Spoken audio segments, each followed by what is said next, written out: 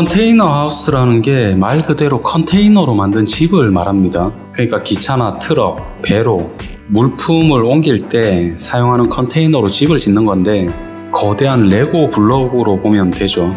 레고처럼 쉽게 조립해서 다양한 모양이나 크기로 집을 지을 수 있어요. 제일 작은 사이즈의 컨테이너 한 개만 가지고도 자신만의 공간을 만들 수 있는데 여러 개를 합쳐서 다양한 모양이나 2층짜리 집을 만들 수도 있습니다. 지금 우리나라뿐만 아니라 다른 나라에서도 마찬가지인데 디자인적으로 트렌디한 감성을 낼 수도 있고 조립식 형태로 비용을 많이 줄일 수 있죠. 일반 주택에 비해서 건설비, 유지관리 비용이 상당히 낮은 편인데 이렇게 낮은 비용이 컨테이너 주택에서 제일 큰 장점이라고 할 수 있고 거기다 환경에 도움을 줄 수 있어서 또 다른 장점이라고 할 수 있습니다. 그 중에서도 제일 큰 장점이라고 할 수 있는 게 건설 시간인데 보통 길어도 2달 이내 배송이 가능하고 굉장히 간단한 형태일 때는 1달 이내에 완성해서 설치까지 할 수도 있고요. 자기한테 맞게 맞춤형으로 주문을 할 수도 있고 원하는 사항이 좀 복잡할 경우에는 사전에 제작 구조 형태를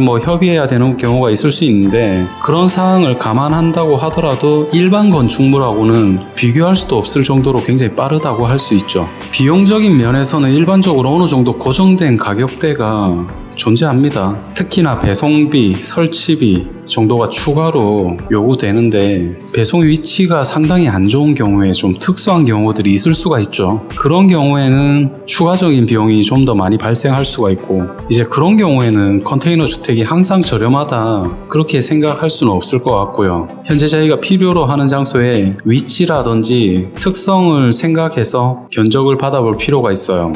저희 같은 경우에 이런 업을 하고 있어서 다양한 사람들을 만나는데 컨테이너 주택에 상당히 부정적인 사람들도 꽤 있거든요. 근데 그런 사람들도 이제 인정을 하는 게 건축 자재들이 배송이 쉽지 않은 지역이 있을 수 있잖아요. 그런 장소라든지 아니면 쉽게 이동할 수 있는 비상 대피소 그런 쪽에는 컨테이너 하우스가 굉장히 유용하다라는 거는 이제 그런 사람들도 인정을 해요. 그러니까 작은 사이즈의 단순한 디자인으로 만들었을 경우에 운반이 굉장히 편리하죠. 그러면 이런 컨테이너 하우스의 장점이 되게 많은데 장점만 있는 건 아니죠. 솔직하게 컨테이너 주택에는 이제 구조적인 문제가 있을 수 있습니다. 일반적으로 컨테이너 하우스의 경우에는 모서리 쪽은 굉장히 강하거든요. 근데 가운데 부분 지붕 같은 경우 그렇게 강하진 않아요. 따라서 우리나라 같은 경우에는 그런 경우가 드물긴 한데 눈이 상당히 많이 오는 지역이라든지 지역의 특성이 있는 곳이라고 하면 또 다른 지붕을 추가로 만들 경우가 있을 수도 있습니다. 그리고 컨테이너 하우스를 구매하고 설치까지 다 했는데 나중에 또 집을 개조하고 싶을 수가 있잖아요. 나중에 생각이 좀 틀려져서 집을 개조하고 싶은 경우에 상당한 엔지니어링 지식이나 용접 이런 부분이 생길 수 있죠. 그러니까 저희 같은 경우도 주문 제작을 받아서 아예 처음부터 컨테이너 주택을 제조하는 경우도 있고 아니면 선정용 해상 컨테이너 자체를 개조해서 만드는 경우도 있는데 사실 컨테이너 같은 경우에 외관이 좀 좁은 편인데 이렇게 좁은 모양은 외부 단열에는 적합한 건 아닙니다. 사실 효과적으로 단열을 좀 높이려면 제일 좋은 방식은 우레탄 스프레이 폼이죠. 제작비를 좀 싸게 한다라고 하면 스티로폼을 쓰는 경우도 있긴 한데 단열 효과만 따졌을 때는 우레탄 폼을 능가할 수는 없을 겁니다. 당연히 우레탄 폼이 비용 면에서는 조금 더 비싸죠. 대신에 단열 효과는 상당히 좋은 편인데 얇은 단열층을 형성을 할 수가 있으니까 여기서 좀 더 신경 쓴다고 하면 우레탄 스프레이 폼에 사용되는 발포제 같은 경우에 대부분의 브랜드가 온실가스가 상당히 많이 나오거든요. 이제 환경 문제나 이런 것까지 감안한다고 하면 좀 더 좋은 브랜드의 우레탄 폼을 사용할 수 있고요.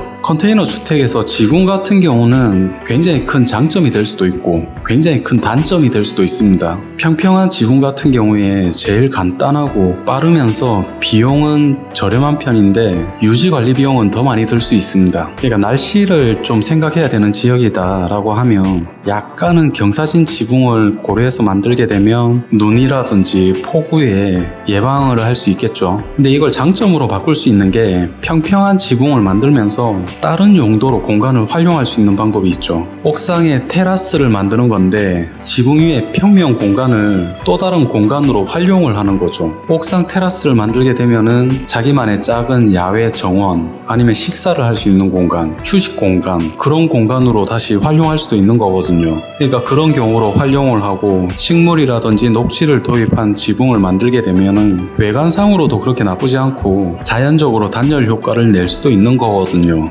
이건 의외로 많이 물어보는 질문인데 컨테이너 하우스의 수명이 어떻게 되냐. 그러니까 저희가 일반적으로 얘기할 때 관리가 잘 된다, 주기적으로 관리가 잘 되고 있다라고 하면 25년 정도를 국제적으로 얘기합니다. 일단 그 정도 오래 쓰려면 녹 관리를 잘해야 되거든요. 조금은 귀찮을 수 있는데 주기적으로 녹이 쓴 부분이 있는지 확인하고 녹이 생기면 녹이 번지지 않게 문제가 있는 부분을 처리하고 수리를 해야 되죠. 사실 컨테이너 주택 같은 경우에 가격을 결정하는 요인이 너무 많아서 전체를 나열하기는 힘이 든데 대표적인 사항들은 몇 가지를 꼽을 수가 있을 것 같아요. 첫 번째는 크기나 디자인, 거기에 따라서 들어가는 컨테이너 수, 이런 게 대표적으로 먼저 있을 수가 있고, 두 번째는 용접이라든지 제작을 할 때 특이한 요구사항이 생기면 거기에 대해서 이제 비용이 또 발생할 수가 있겠죠. 그 다음에는 일반적으로 배관이라든지 전기, 그런 부분에서 저희 같은 경우에 정부 기준에 다 따르고 있긴 한데 이제 추가적으로 더 요구를 하는 경우들이 있을 수가 있겠죠. 그리고 많이 언급되는 게 바닥의 종류, 좀 크게 확장을 했을 경우에는 주방, 욕실, 그런 경우에 마감을 어떻게 할지, 창문이라든지 사용하는 문, 통유리를 크게 하는 분도 있긴 한데 문의 종류라든지 사이즈에 따라서 이제 틀려지겠죠. 그리고 앞에서 얘기한 단열재, 우레탄 폼을 사용해서 시공하는 방법이라든지 그냥 단순하게 스티로폼을 쓸 경우라든지 가격 차이가 많이 나겠죠. 그런 경우에 설치 장소가 좀 특이할 경우에 굉장히 험한 산속에 있다든지 그런 경우에는 운송비라든지 설치비가 더 청구가 될 수도 있겠죠. 이런 사항들이 거의 대표적으로 컨테이너 주택 가격을 결정짓는 큰 요인인 것 같아요. 그 외에도 이제 좀 더 궁금한 분들은 저희한테 직접 연락하시거나 전화 주시면 됩니다.